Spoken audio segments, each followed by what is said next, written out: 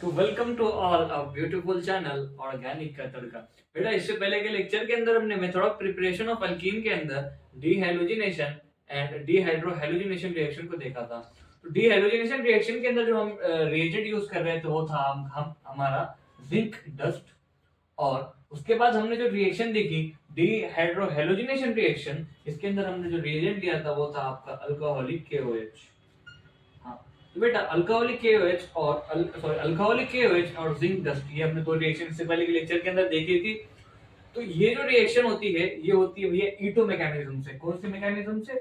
E2 mechanism से। इसके अंदर अल्फा बीटा एलिमिनेशन होता है। कैसा होता है? अल्फा बीटा एलिमिनेशन होता है इसके अंदर भी और इसके अंदर भी। तो हम E2 मैकेनिज्म जो है इस रिएक्शन का, उसको हम आज के लेक्चर के अंदर देखेंगे। तो उसके अंदर जो पहला है हमारा E2 मैकेनिज्म। हाँ, तो आज के लेक्चर के अंदर हम देखने वाले भैया E2 मैकेनिज्म के बारे में। तो E2 मैकेनिज्म क्या है? हमने एक रिएक्शन देखी थी इससे पहले के लेक्चर के अंदर।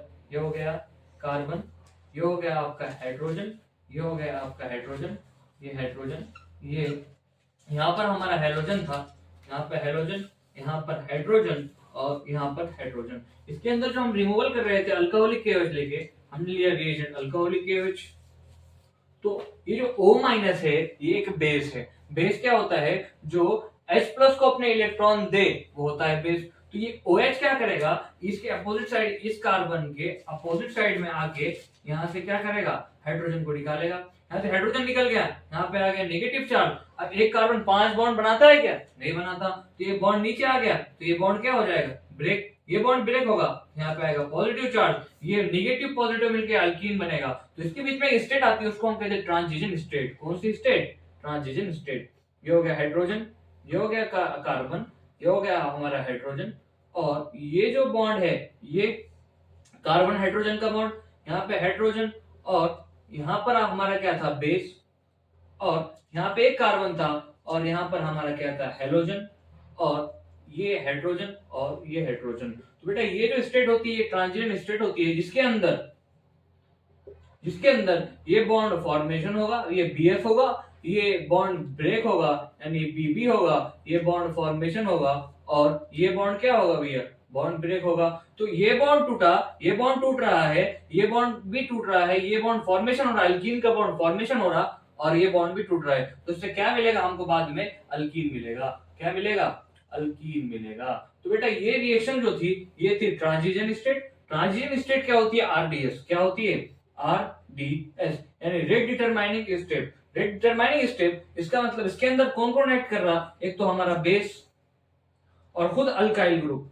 तो इसके अंदर ट्रांजिशन स्टेट के अंदर रेट डिटरमाइनिंग स्टेप के अंदर हमारे दो दो कंपाउंड वर्क कर रहे। एक हो गया हमारा बेस और हमारा एक हेलोजन। इसलिए इसको हम E2 रिएक्शन बोलते हैं। इसलिए इसको क्या बोलते हैं? हम E2 रिएक्शन बोलते हैं या बायोमोलिकुलर एलिमिनेशन रिएक्शन बोलते हैं। तो इसके अंदर एक बेस और अल्काइल ग्रुप वर्क कर रहा है किसके अंदर? RDS के अंदर। इसलिए हमने इसको क्या बोला? E2 रिएक्शन मैकेनिज्म बोला। तो E2 रिएक्शन मैकेनिज्म के अंदर हमको E2 रिएक्शन मैकेनिज्म के अंदर हमको देखना है इसके कुछ।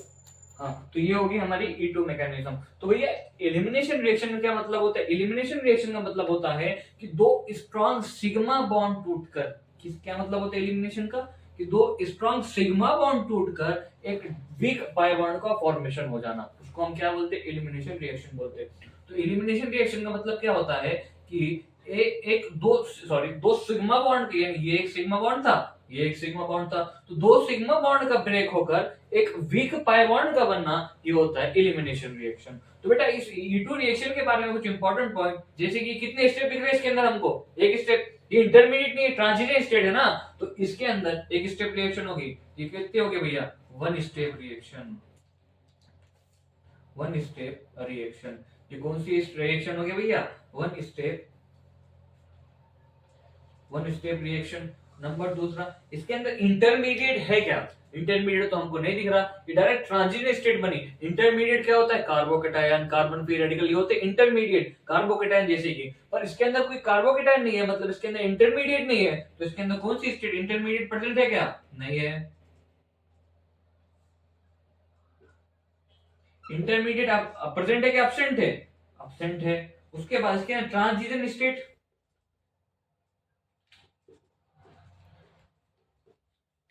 ट्रांजिशन स्टेट क्या है भैया, प्रेजेंट है, तो इसके अंदर ट्रांजिशन स्टेट प्रेजेंट है, इंटरमीडिएट क्या है भैया, एब्सेंट। 3 हाँ तो भैया इसका जो फोर्थ पार्ट है, अब इसके अंदर हमने एलिमिनेशन कैसा किया, सीन वाला किया, एंटी एलिमिनेशन हुआ, एंटी एलिमिनेशन हुआ, कौन सा एलिमिनेशन हुआ, एंटी एलिमिनेशन। हम इसके आगे देखेंगे कि एंटी एलिमिनेशन क्यों होता है। तो ये हो गया एंटी एलिमिनेशन,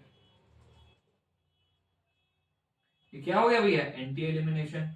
उसके बाद और इस रिएक्शन के अंदर इसको हम बायोमोलिकुलर एलिमिनेशन रिएक्शन कहते हैं। क्या कहते हैं, उससे पहले हम इस रिएक्शन का रेट लिखेंगे, रेट ऑफ रिएक्शन। तो भैया रेट ऑफ रिएक्शन किस पे डिपेंड करता है, स्लो स्टेप पे। तो ये हो गया इसका रेट कांस्टेंट।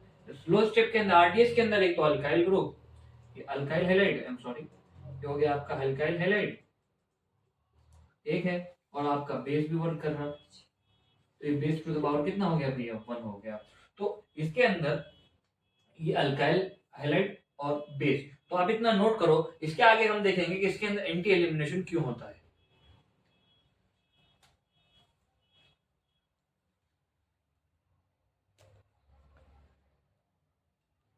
हाँ तो उम्मीद है आपने उसको नोट किया होगा। अब इसके अंदर हम देखेंगे कि इसके अंदर एंटी एलिमिनेशन ही क्यों होता है, यानी जो बेस है आपका अपोजिट साइड में क्यों जाता, अपोजिट साइड से हाइड्रोजन क्यों निकालता है, इसकी वजह क्या है।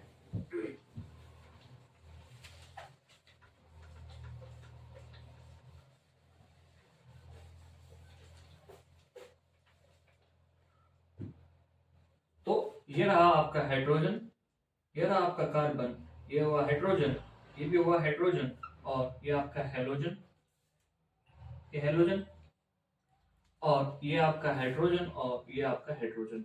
हमने इसकी रिएक्शन कराई अल्कोहलिक KOH के साथ। तो एक बात बताना कि यहाँ पर ये हेलोजन है, हेलोजन के लोन पेयर हो गए कुछ ऐसे, ये हेलोजन के लोन पेयर, ये कुछ हेलोजन के लोन पेयर, हेलोजन के लोन पेयर, और बेस के ऊपर क्या है, नेगेटिव चार्ज। तो बेस यहाँ से यहाँ ये हाइड्रोजन के पास आएगा, तो ये हेलोजन, ये लोन पेयर का और नेगेटिव चार्ज का रिपल्शन होगा, रिपल्शन होगा, तो ये इधर से आ पाएगा क्या, नहीं आ पाएगा। इसलिए ये बेस क्या करता, इसके अपोजिट में से हाइड्रोजन निकालता, अपोजिट में चला गया, यहाँ पे कोई रिपल्शन वाला है क्या, नहीं है, इसलिए उसके अपोजिट में से वो हाइड्रोजन निकालता है, और ये हाइड्रोजन निकल गया, यहाँ पे नेगेटिव चार्ज, एक कार्बन 5 बॉन्ड बनाता नहीं है, ये नेगेटिव चार्ज नीचे आ गया, तो ये बॉन्ड इधर टूट गया, इसके ऊपर पॉजिटिव चार्ज, ये क्या हो जाएगा, बॉन्ड का फॉर्मेशन हो जाएगा, और अल्कीन का क्या हो जाएगा भैया, फॉर्मेशन हो जाएगा, अल्कीन का फॉर्मेशन हो जाएगा। तो इसके अंदर बीच में स्टेट आते हैं ट्रांजिशन स्टेट।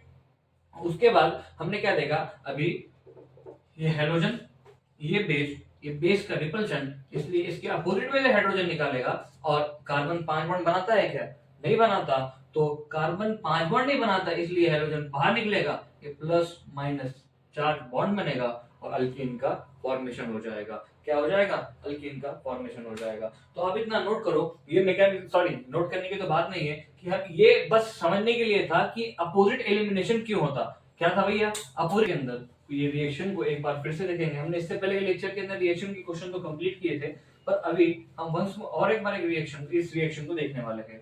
जैसे कि रिएक्शन क्या थी, कि हमने एक अल्कीन, ये अल्काइल हैलाइड लिया, यहाँ पे हमने एक हाइड्रोजन अटैच किया, अब हमने इसकी रिएक्शन कराई किसके साथ, अल्कोहलिक KOH के साथ, किसके साथ, अल्कोहलिक KOH के साथ। तो ये बेस क्या करेगा, इसके बीटा पोजीशन पे दिए होगी अल्फा पोजीशन, ये भी बीटा पोजीशन है, और ये भी क्या है भैया, बीटा पोजीशन है, तो यहाँ पर भी एक हाइड्रोजन होगा, और यहाँ पर भी एक हाइड्रोजन होगा, तो ये बेस क्या करेगा, ये भी हाइड्रोजन निकाल सकता, और ये भी हाइड्रोजन निकाल सकता, तो हम दोनों प्रोडक्ट एक साथ बनाएंगे। तो पहला, ये अगर इस बेस ने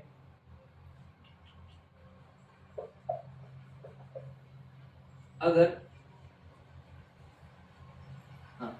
इस बेस ने ये हाइड्रोजन निकाला, तो कुछ यहाँ पे डबल बॉन्ड बनेगा, प्लस अगर यहां से अगर हाइड्रोजन निकाला, तो कुछ ये बॉन्ड बनेगा ना, यहाँ पर डबल बॉन्ड आएगा। तो अब देखो इधर मेजर प्रोडक्ट में, इससे पहले नंबर ऑफ अल्फा हाइड्रोजन से हमने मेजर प्रोडक्ट देखा था, और अब एक बात बताना कि यहाँ पे ये जो अल्कीन है, ये अल्कीन कितने ग्रुप से अटैच है, एक तो यहाँ पर CH3 ग्रुप है, एक यहाँ पर CH3 ग्रुप है, और ये अल्कीन कितने ग्रुप से अटैच है, बस एक CH2 ग्रुप से, कितने ग्रुप से, एक। तो ज्यादा अल्कीन, ये अल्कीन 2 ग्रुप से अटैच है, और ये अल्कीन बस एक ग्रुप से अटैच है। तो ऐसी अल्कीन, कौन सी अल्कीन, ऐसी अल्कीन जो एक से, मतलब जो ज्यादा ग्रुप से अटैच है, उसको हम कौन सी अल्कीन बोलते हैं, स्ट्रेटजम। स्ट्रेटजफ अल्कीन बोलते हैं। क्या बोलते हैं उसको बेटा? स्ट्रेटजफ अल्कीन कहते हैं। और जो अल्कीन लेस ग्रुप से अटैच है उसको हम क्या बोलते हैं? Hofmann alkene. तो एक होती है स्ट्रेटजफ अल्कीन और एक होती है आपकी हॉफमैन अल्कीन। तो ये मेजर बनेगी और ये माइनर बनेगी। अगर इस रिएजेंट के अंदर हमने सॉरी इसके अंदर हमने एक रिएजेंट ले लिया, जैसे कि हमने कोई बल्की बेस लिया, जैसे कि ये हो गया आपका टर्शरी बीटा ऑक्साइड और ये हो गया टर्शरी बीटानॉल। तो अगर इसके केस के अंदर ये बल्की बेस होगा तो अल्कीन क्या करेगी?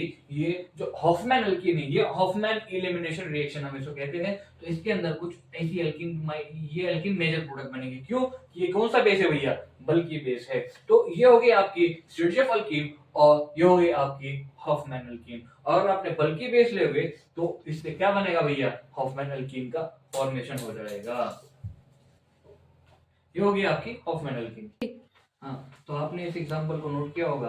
तो हमने इससे पहले की जो रिएक्शन थी डी हेलोजिनेशन और डीहाइड्रो हेलोजिनेशन के अंदर जो मैकेनिज्म होता है वो होता है E2 मैकेनिज्म, हमने देख लिया। तो इसके आगे के लेक्चर के अंदर हम इसकी केमिकल प्रॉपर्टीज और स्टीरियोकेमिस्ट्री ऑफ दिस रिएक्शन, मतलब जो स्टीरियोकेमिस्ट्री हम पढ़ने वाले हैं वो हमारी ऑल और ऑर्गेनिक में यूज होने वाली है। तो आज के लिए इतना ही। Thank you.